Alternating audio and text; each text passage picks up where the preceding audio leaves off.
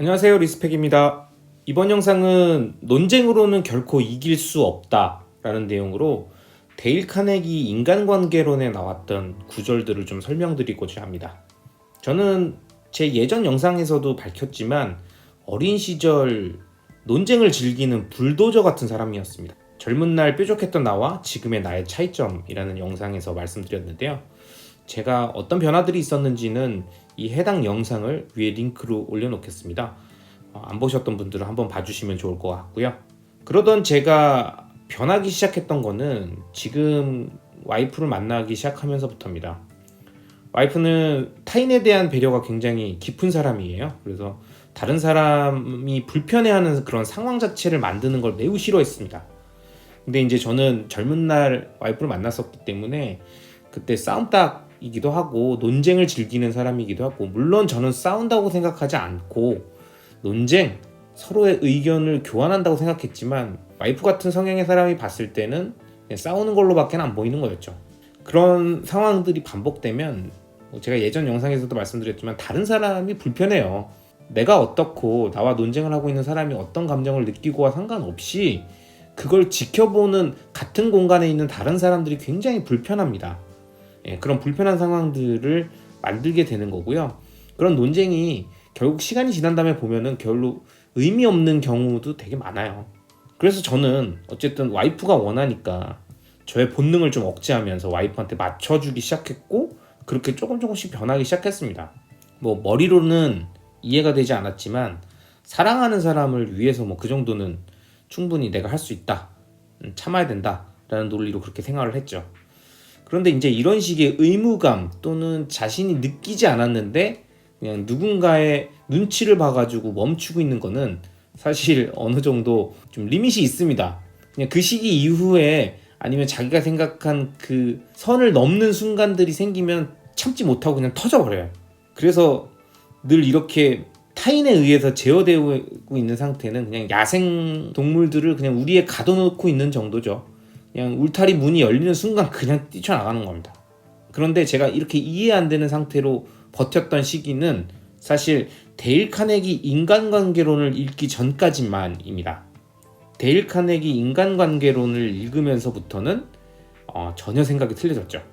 와이프의 취향이 저를 억제했었다면 데일 카네기 인간관계론을 읽은 이후엔 논리적으로도 와이프의 이야기가 정확하게 진리라는 것을 받아들이게 됐어요.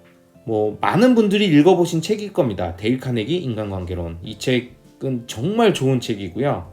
인생을 살 때 얻을 수 있는 다양한 지혜들이 있습니다.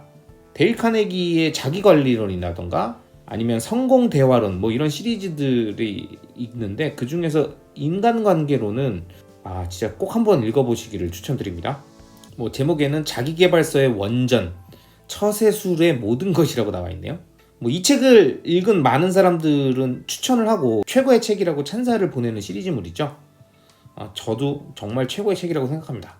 그리고 제가 말씀드리는데 이 책을 읽기 전과 읽은 후의 삶이 180도 다르다고 감히 말씀드릴 수 있습니다. 그러니 이 책을 안 읽으면은 마지막으로 다시 한번 말씀드리지만 꼭 읽어보시길 추천합니다.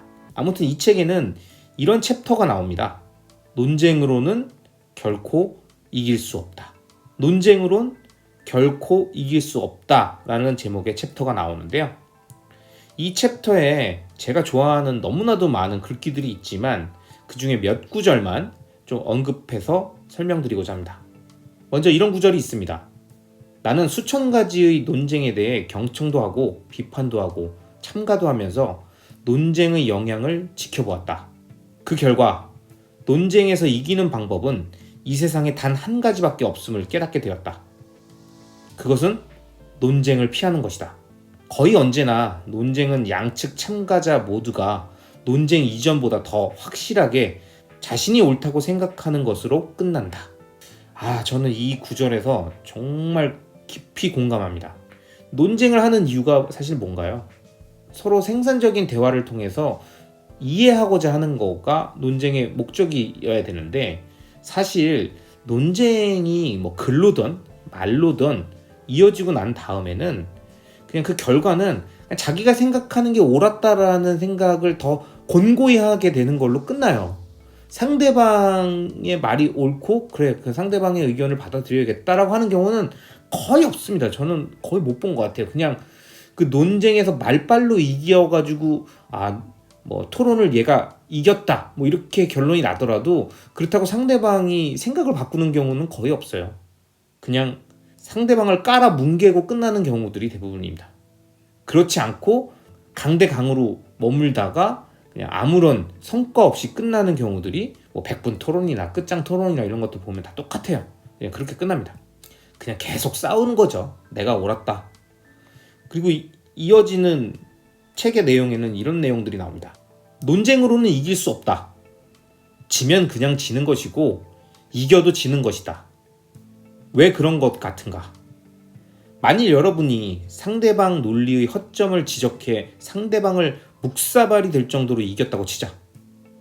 상대가 제정신이 아니라는 것을 증명했다고 치자. 그래서 어떻단 말인가? 여러분 기분이야 좋겠지만 상대방은 어떻겠는가? 여러분은 상대방에게 열등감을 느끼겠고 상대방은 자존심을 구겨버렸다. 상대방은 여러분의 승리에 이를 간다. 자신의 의지에 반해 승복한 사람은 여전히 생각을 바꾸지 않는다. 이게 핵심입니다. 자신의 의지에 반해서 승복한, 결국 어쩔 수 없이 승복한 사람은 여전히 생각을 바꾸지 않아요. 그러니까 바뀌는 건 아무것도 없습니다. 사실은 그냥 상대방에게 열등감 주고 상대방 자존심 구겨버리고 끝난 것뿐이에요. 근데 이러한 상황들이 반복되면 나에게 적이 생깁니다. 그 한두 명씩 생긴 적이 어느 순간 자신의 발목을 잡아요. 정말입니다.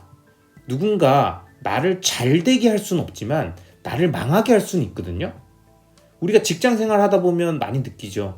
내 위에 있는 직장 상사가 나한테 고가를 줘서 나를 승진시키고 대표가 총애하는 사람이라고 임원을 만들 수 있을 거라고 생각하지만 사실 그런 것들은 제도적으로 많이 묶여있고 그 사람 혼자의 힘으로 할 수 있는 게 아닌 경우들이 많아요.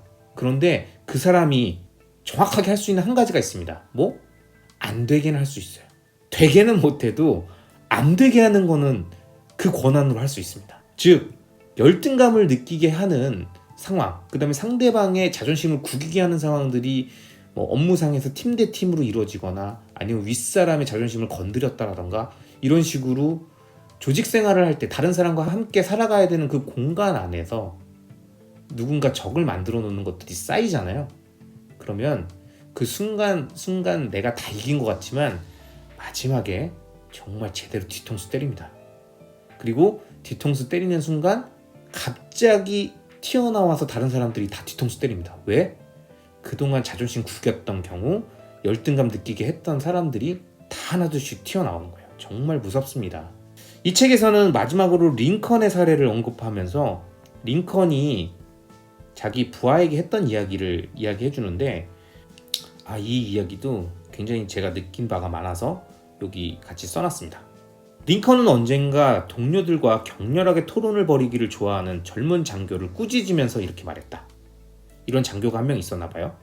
스스로에게 최선을 다하려는 사람이라면 사사로운 논쟁 따위에 낭비할 시간이 어디 있는가? 더군다나 논쟁을 하고 나면 성격이 모가 나거나 자제력을 잃는 결과가 생길 테니 더욱 문제 아닌가? 자네도 옳고 상대도 옳았다면 가능하면 자네가 양보하게. 자네가 옳고 상대가 옳지 않았더라도 사소한 일이라면 양보하게. 내가 먼저 가겠다고 하다가 개에게 물리는 것보다는 개에게 길을 양보해 주는 것이 낫지.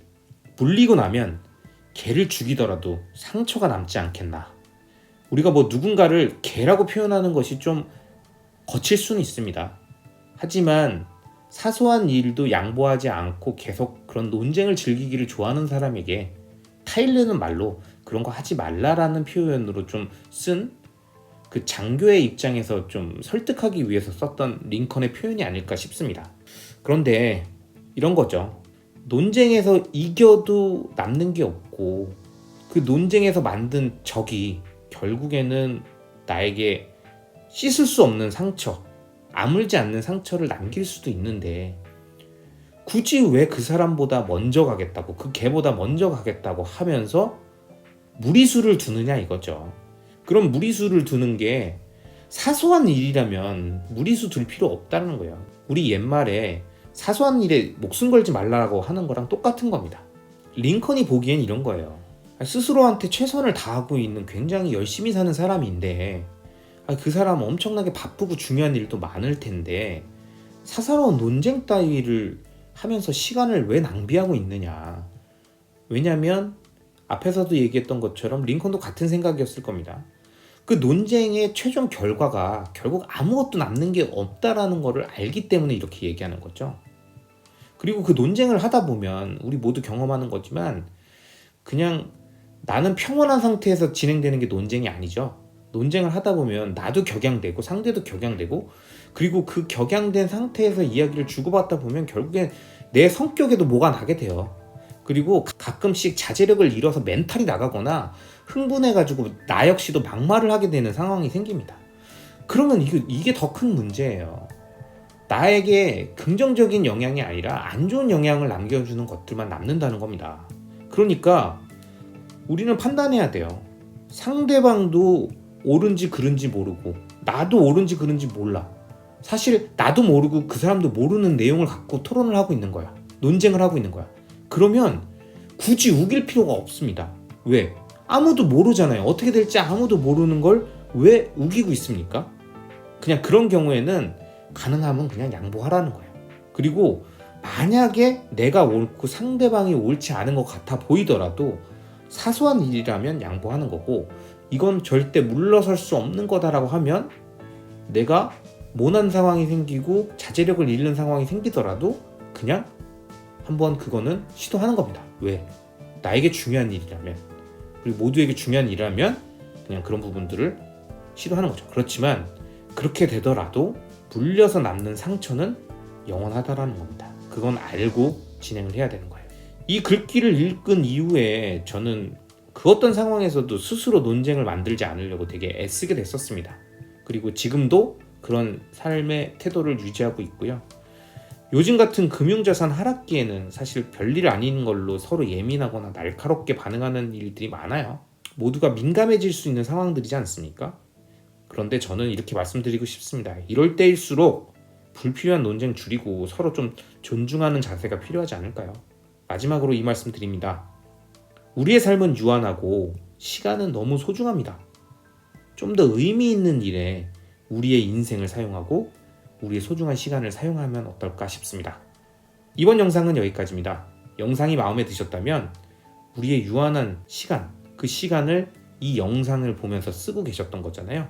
그렇기 때문에 좀 더 의미 있는 일, 즉 구독과 좋아요, 알람 설정을 해주시는데 사용해 주시길 바라면서 영상 마치겠습니다. 감사합니다.